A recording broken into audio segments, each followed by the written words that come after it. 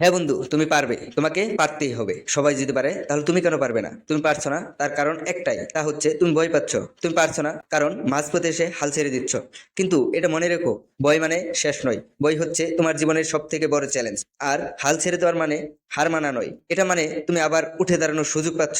তাই আজ থেকে শুরু করো, চেষ্টা করো, পরিশ্রম করো, আবার নতুন করে যাত্রা শুরু করো। মনে রেখো, প্রতিটি বিজয়ের গল্প শুরু হয়েছে এক একটা ব্যর্থতা থেকে।